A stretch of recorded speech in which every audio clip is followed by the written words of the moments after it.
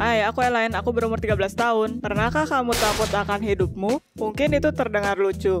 Tapi aku hanya gadis berumur 14 tahun. Apa yang aku tahu? Tapi aku tahu. Mari ku beritahu ceritaku. Tahun lalu keluargaku pindah ke tempat lain, dan aku pindah sekolah. Segera aku berteman dengan 3 anak perempuan, Evie, Dahlia, dan Valerie. Mereka sedikit aneh, tapi awalnya itu baik-baik saja. Aku pikir aku tidak akan mempunyai teman baik. Lebih dekat, lebih baik. Tapi bagaimana kalau aku salah? Suatu saat aku berkunjung ke rumah Evie. Dia pergi untuk mandi sebentar dan aku menonton TV di kamarnya. Tiba-tiba seseorang mengiriminya chat.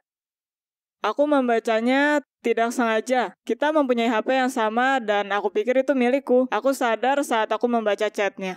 Tapi itu sudah terlambat. Yang aku lihat adalah chat temanku dan itu menusukku.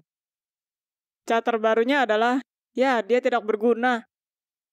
Evie, kenapa kita mentoleransinya? Sepanjang akhir minggu, aku tidak menjawab telepon mereka. Ketika kita berjumpa di luar sekolah pada hari Senin, semua terlihat bersahabat. Aku hanya berkata, tinggalkan aku sendiri dan pergi. Aku tidak menyadari akting mereka yang sangat hebat. Selama kelas, mereka mengirimiku pesan, bertanya apa yang terjadi. Aku hampir percaya bahwa itu adalah sebuah kesalahan, dan aku tidak sengaja melukai mereka. Dan itu sudah berlalu dan semua harus kembali normal. Akhirnya aku memutuskan untuk menanggapinya dan berkata aku sakit kepala. Aku menyarankan untuk bertemu di rumahku. Ketika dia ke tempatku, Dahlia mengecas HP-nya di dapur. Itu keberuntunganku. Aku menyalakan film dan dalam beberapa menit permisi ke kamar mandi. Tapi sebetulnya aku pergi untuk membaca chat. Pernahkah kamu membaca chat orang lain? Apakah kamu malu akan hal itu? Aku malu. Sampai aku membaca chat pertama. Selama ini mereka khawatir tanganku. Mereka sering mengirim pesan bagaimana mereka menyukaiku. Evie berkata supaya mereka menunggu sebentar sampai semuanya teratasi. Apa yang teratasi? Apa yang mereka rencanakan? Itu bukan hal teraneh. Dahlia berkata dia telah mencuri sesuatu. Tapi apa? Valerie menyayangkan bahwa mereka pergi tanpa membunuh seseorang. Apa? Apa mereka gila?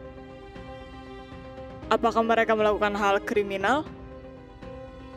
Chat tadi mengejutkanku. Aku tidak hanya terluka. Aku takut.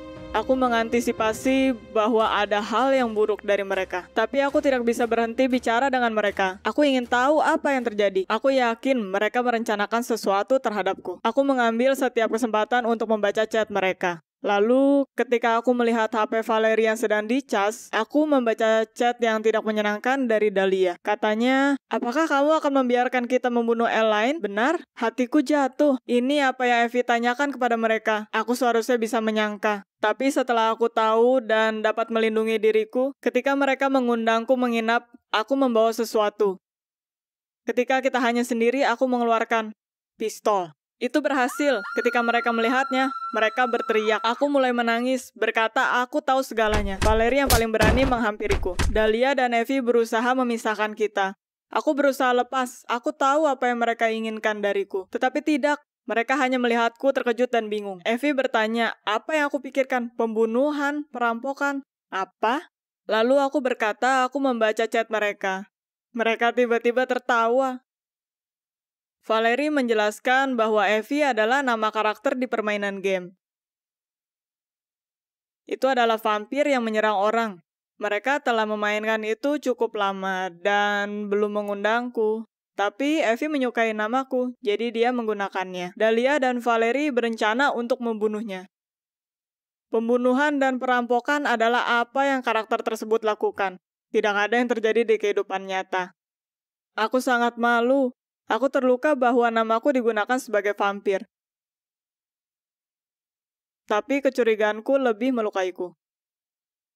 Teman perempuanku masih terkejut bertanya dari mana aku mendapat pistol. Aku berkata dari toko mainan terdekat, tentu saja itu bohongan. Setelah itu mereka tertawa kencang dan Evie terus berkata, 20 poin karena sangat meyakinkan, luar biasa. Aku yakin mereka tidak akan berbicara lagi denganku setelah itu. Tapi mereka berjanji untuk memaafkanku membaca chat mereka dan tentang kecurigaanku. Jika aku mau bergabung dengan mereka di game. Itu hal terakhir yang dapat aku lakukan. Tentu aku setuju. Sekarang aku adalah monster dengan pedang dan gitar ajaib.